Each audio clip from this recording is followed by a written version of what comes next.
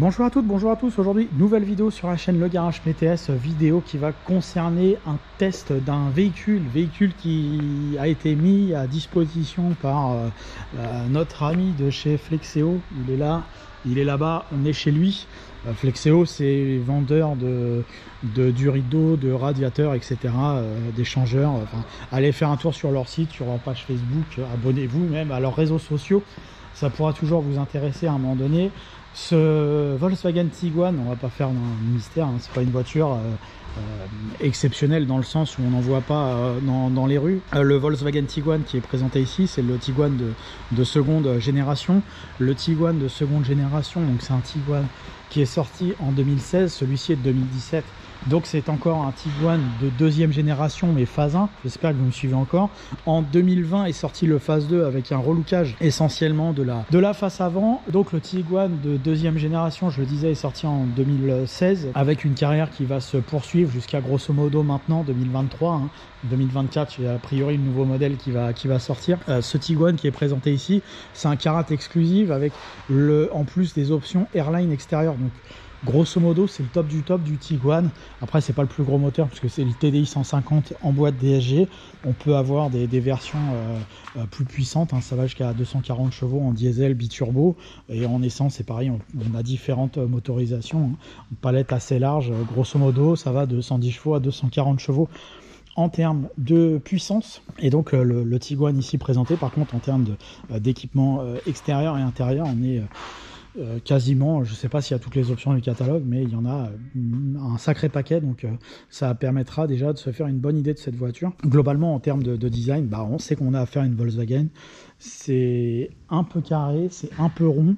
C'est très moderne en tout cas quand c'est sorti. Le 3008, c'est un lapsus. Le Tiguan de cette génération-là, on est sur un modèle qui est le concurrent justement du Peugeot 3008. Et donc ce Volkswagen Tiguan a un gabarit extérieur moyen. Vous allez retrouver les dimensions dans quelques instants dans la vidéo quand on va faire les mesures à l'intérieur. Mais donc ce Tiguan, c'est un mélange de SUV et de monospace. C'est la catégorie, on va dire, à succès jusqu'à maintenant. Peut-être que ça changera dans quelques années. En termes de design, moi, ça me dérange pas plus que ça. Je trouve le design plutôt joli. En tout cas, je préfère le Tiguan au 3008. Si on pouvait préférer un modèle par rapport à un autre, c'est pas non plus ma tasse de thé de voiture. Moi, je suis pas tellement, à part pour les 4x4, je suis pas tellement pour ces générations de voitures SUV. C'est pas vraiment ma tasse de thé, mais bon, si je devais en choisir un entre le Tiguan et le 3008 en termes de design, en tout cas, je choisirais le Tiguan. Je trouve ça un peu plus joli en termes de design, surtout au niveau de la face avant. Les gens en général préfèrent le Tiguan 2 phase 2. Moi, je préfère le Tiguan 2 phase 1. Je trouve que cette face avant plus carrée et je la trouve un peu plus personnelle. Bon, les goûts et les couleurs comme d'habitude, ça vous regarde. À l'intérieur, par contre, ça fait globalement l'unanimité. C'est Tiguan, hein. Les qualités de fabrication sont plutôt très bonnes. Les ajustements sont bons. Le design du tableau de bord, il est très Volkswagen, il est très classique. Donc on a une position de conduite qui est très légèrement surélevée par rapport à la moyenne des voitures, évidemment, puisqu'on est sur du monospasso SUV. Donc évidemment on est assis un petit peu surélevé. Par contre on a une atmosphère, alors là on a la chance, et c'est pas tous les jours, d'avoir un Tiguan où on a une ambiance intérieure qui est foncé et clair, donc ça améliore la sensation d'espace à bord. Mais ce Tiguan, j'aime plutôt pas mal. C'est plutôt correct en termes de design. L'espèce de compteur numérique du tableau de bord, c'est plutôt sympa. Bon, c'est très moderne, hein, on est là-dessus.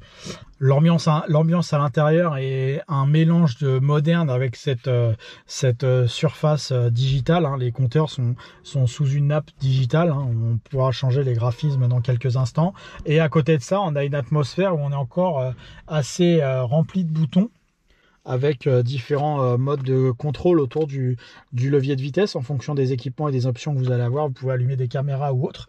La climatisation se contrôle encore de manière indépendante du système de navigation embarqué. Alors je gêne, donc je vais être obligé de démarrer. Et donc le fait de démarrer va nous permettre de montrer un certain nombre d'équipements. Donc là on peut voir qu'on a une caméra de recul plus une caméra à 360 qui recouvre le système multimédia. On peut voir ici qu'on a une carte GPS avec les compteurs qui apparaissent. Si j'appuie sur ces informations de tableau de bord, on va changer les graphismes éventuellement. On peut préférer l'ordinateur de bord par exemple au système de navigation GPS. On peut voir de gauche à droite au niveau du compteur qu'on a un contour classique. On a la jauge de température, on a également en bas ici à gauche le stop and start actif ou non. Là pour le moment on a la carte de navigation et à droite on a la jauge à carburant, donc moitié de réservoir plus évidemment le compteur de vitesse kilométrique évidemment. Cette finition Airline Karat Edition, il y a quasiment tout, hein, clim auto, siège chauffant, phare automatique, caméra, je l'ai montré, navigation GPS, on a l'option d'Inoto, donc on a un système Hi-Fi supérieur. Bref, on est très bien équipé. En termes d'installation à bord, les sièges sont très fermes, plus fermes que sur certaines voitures de marques concurrentes françaises en tête. Et au niveau de la surface vitrée, on a une surface de vitrée comme d'habitude chez VAG assez petite. On a un rétroviseur qui est assez grand, on peut le voir ici. Par contre la surface vitrée, le pare-brise est tout petit sur cette voiture. Les vitres latérales sont toutes petites également. Heureusement qu'on a un intérieur à moitié clair et avec un toit ouvrant, hein, qui nous permet d'obtenir une certaine clarté, un certain espace à bord. Une version noire, enfin intérieur noir et sans toit ouvrant, je peux dire tout de suite que c'est assez triste. Là, avec cette configuration là, c'est plutôt sympa, c'est bien. On a une bonne clarté qui égaye un peu l'ensemble, mais c'est vrai que les surfaces vitrées petites peuvent être déroutantes pour certains. Et après, en termes de position de conduite, alors évidemment on est encore une fois sur une voiture assez haute, pas non plus ma tasse de thé comme je le disais. Par contre on a un accoudoir qui est plutôt bien creusé du côté du conducteur, donc j'ai de la place côté gauche. Là le genou touche pas, par contre ici le genou touche. Je pense que ça peut me déranger au bout de quelques dizaines, centaines de kilomètres malheureusement. Il faudrait que je l'essaye à longueur, mais de manière générale, quand j'ai eu à conduire une voiture où mon genou touchait la console, ça m'a toujours dérangé et j'étais toujours dérangé par ce côté-là. C'est le problème de ces SUV modernes ou monospace modernes. On est trop dans un cockpit, on veut trop faire cocon cockpit et du coup ça va pas avec la voiture qui est une position haute et du coup le genou touche et je suis pas très bien dans ces voitures là de manière générale, bien que j'ai pas grand chose à reprocher à la qualité de la sellerie qui a priori me convient avec cet enveloppement. Au niveau de la partie arrière de cette voiture, on a visiblement une surface disponible. Alors là il y a des sièges enfants, mais on a visiblement un espace à bord qui est plutôt intéressant en termes de longueur. Je vais essayer de prendre les mesures, mais ça va pas être très facile. Par contre sur le côté on voit qu'on a le même panneau de porte creusé, donc c'est bien. Là on peut voir ici que c'est assez épais, ici c'est très creusé, donc notre espace en largeur va être augmenté de manière artificielle, mais c'est bien, ça permet de gagner un petit peu au coude. On peut voir qu'à 4, on sera très tranquille en s'installant à bord. Par contre, ici, on a le tunnel de transmission pour les éventuelles versions 4Motion. Donc, il n'y a qu'un seul châssis disponible. Donc, ça grève la 5e place. Et la 5e place va être plus petite. Et en plus, avec le tunnel de transmission, c'est assez gênant de ce côté-là. Donc, ça, c'est dommage. Maintenant, pour le reste, a priori, il manque rien à l'appel. On a contrôle de climatisation. On a prise 12 volts. On a une petite tablette au dos des sièges. Donc, on est assez complet sur ce véhicule. Pour 4 personnes, on va y voyager tout à fait correctement. Et la partie coffre qui s'ouvre automatiquement.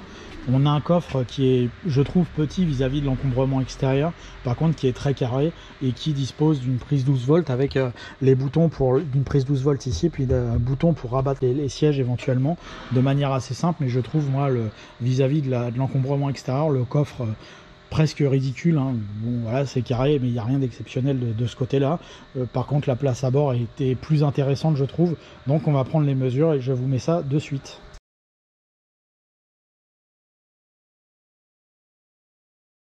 Dernier point, le moteur, donc le traditionnel 2 litres TDI de chez Volkswagen associé à la boîte DSG, donc la boîte automatique, qu'on va laisser tout de suite sur route pour se rendre compte de ses qualités dynamiques, en sachant que c'est le moteur le plus produit et le plus vendu pour ce Tiguan, en tout cas sur les versions diesel.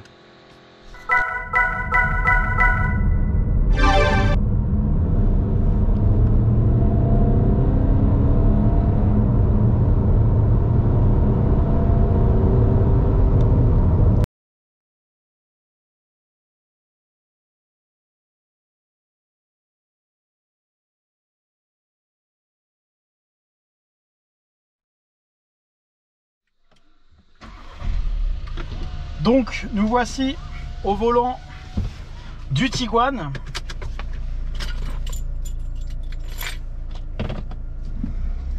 Donc boîte automatique classique, hein. Pas grand chose à y dire dans le fonctionnement, hein, que ce soit une DSG ou une boîte auto traditionnelle. Le maniement du levier de vitesse est exactement la même chose que n'importe quelle voiture. Alors comme je le disais tout à l'heure, la position de conduite pour celui qui aime ça, elle est avantageuse, hein, légèrement surélevée. Alors bien que maintenant toutes les voitures aient cette position de conduite surélevée, avant l'argument c'était de dire j'ai une position de conduite surélevée donc je domine les autres, je vois un peu au-dessus. Mais bon, maintenant que tout le monde a cette visibilité en hauteur, hop, c'est assez cocasse, puisqu'on peut plus dire ça. Par contre, on a cette sensation d'être un peu plus en sécurité en hauteur.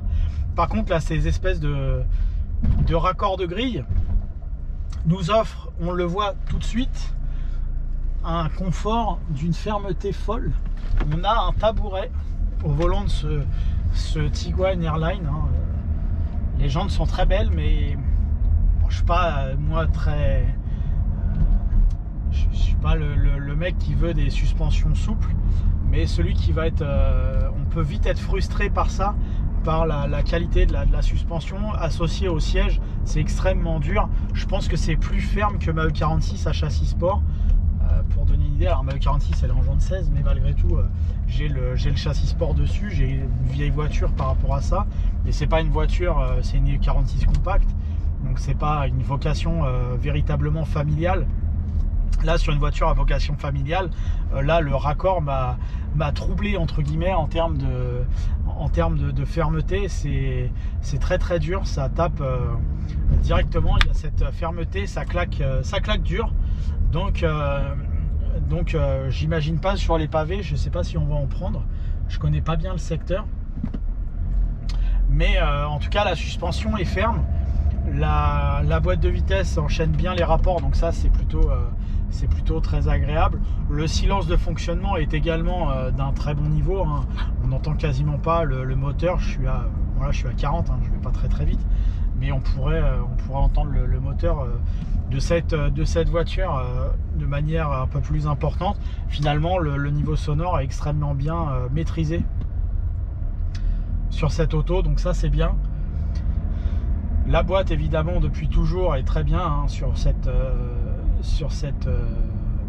Volkswagen, et le moteur est discret, donc l'ensemble est plutôt correct jusqu'à maintenant, si ce n'est évidemment notre problématique de suspension. Particulier de cette Tiguan, c'est le rayon de braquage extrêmement court. On a un tour et 2 tours et je suis en butée. C'est fou. On a la caméra 360 sur cette voiture et je suis tombé, donc je fais ma manœuvre en même temps. Je suis tombé sur une rue qui est très pavée et je confirme que c'est d'une dureté extraordinaire ce véhicule. Et du coup, quand on est sur des pavés, je suis sur les pavés extrêmes entre guillemets là, mais ces pavés extrêmes nous font rebondir de droite à gauche sans aucune efficacité.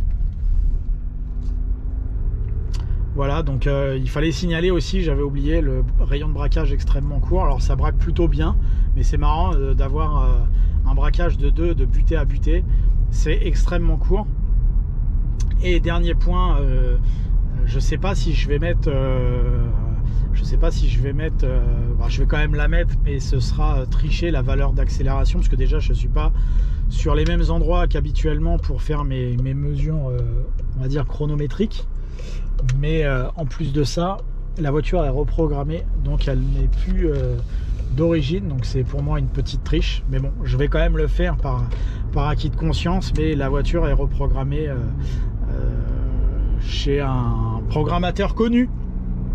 Voilà, donc le chiffre sera erroné par rapport à ce qui est réellement le TDI 150 sur la valeur de reprise, puisque reprog moteur et boîte, forcément ça fera tricher cette valeur, et on n'aura pas la valeur réelle que le constructeur nous autorise à avoir normalement quand on achète le véhicule au quotidien. Donc en tout cas, si vous faites la même valeur d'accélération, c'est que vous aurez une voiture reprogrammée également, donc et chiffrer la reprog en termes de gains en secondes, c'est assez difficile à quantifier. Il aurait fallu faire un avant-après pour être sûr d'une valeur chiffrée réelle. Ferme, donc le stop and start se met tout seul, hein, on est au feu rouge, ça redémarre, c'est bien, ça fonctionne.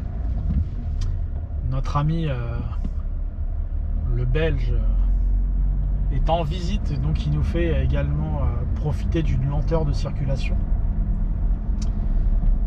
Mais bon, on lui en veut pas, mais on sent là, j'ai pris légèrement ça faisait pas un terre-plein, mais ça faisait une partie centrale en pavé sur la gauche, et j'ai senti tout de suite que ça allait être cocasse si je devais rouler sur des pavés. Donc je confirme évidemment que rouler sur des pavés ou des chaussées dégradées, on n'a absolument pas les prétentions d'un 4x4 avec ça. On est vraiment sur un SUV entre guillemets de sport.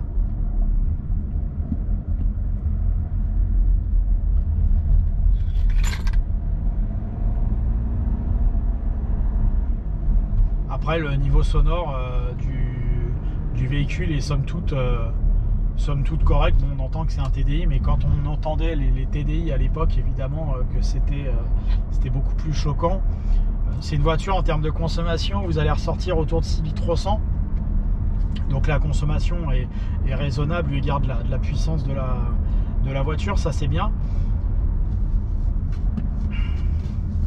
Le freinage, comme toute voiture moderne, plutôt très bon, sans être agressif.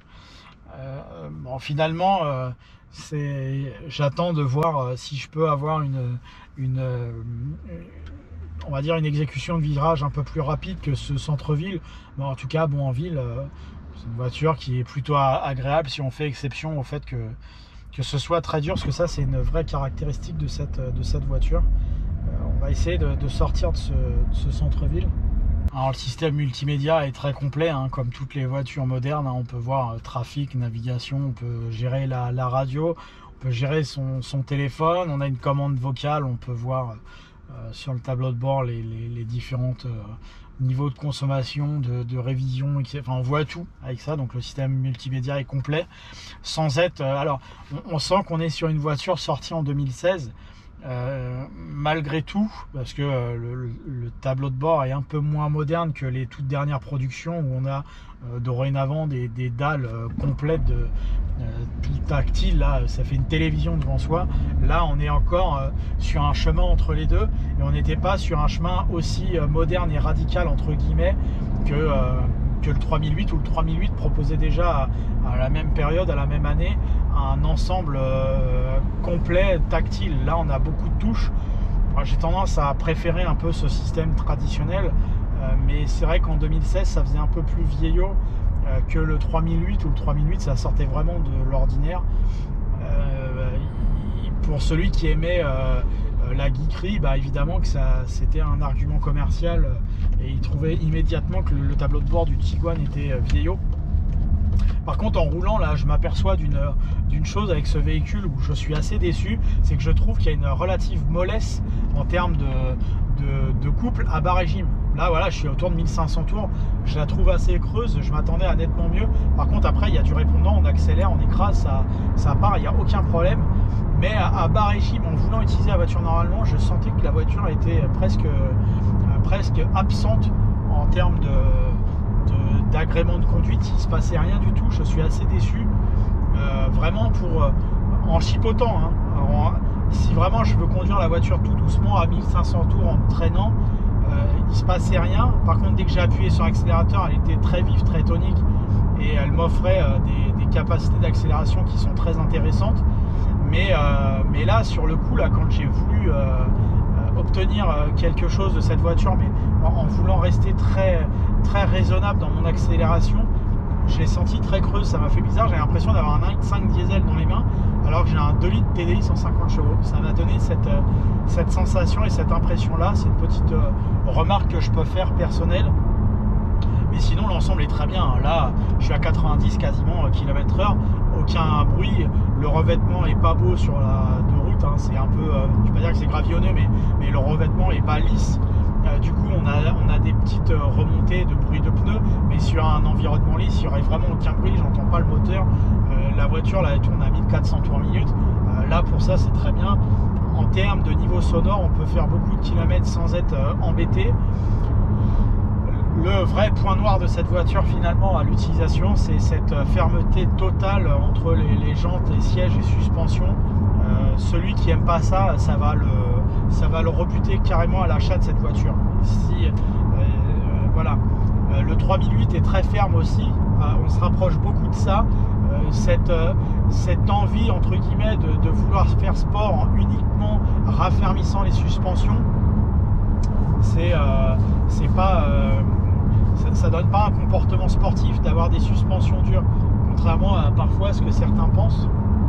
Alors ça tient très bien la route, mais ça n'a rien de sportif en termes d'utilisation. C'est exagérément dur pour malheureusement pas grand chose en termes de rendu. C'est très sécurisant, c'est très familial, mais voilà, il n'y a rien d'exceptionnel sur le châssis de cette voiture pour une voiture moderne. Voilà, merci à vous d'avoir suivi ce nouvel essai de Volkswagen Tiguan sur la chaîne Le Garage PTS. Merci encore pour votre fidélité. N'hésitez pas à vous abonner, à aimer, à commenter Le Garage PTS sur Facebook, YouTube et Instagram. Et surtout, n'hésitez pas à aller voir, à jeter un œil à nos amis de chez Flexeo et pour leur apporter un petit peu de visibilité sur leurs réseaux sociaux également. Donc Flexeo, FLEXEO. Voilà, merci à vous, à bientôt.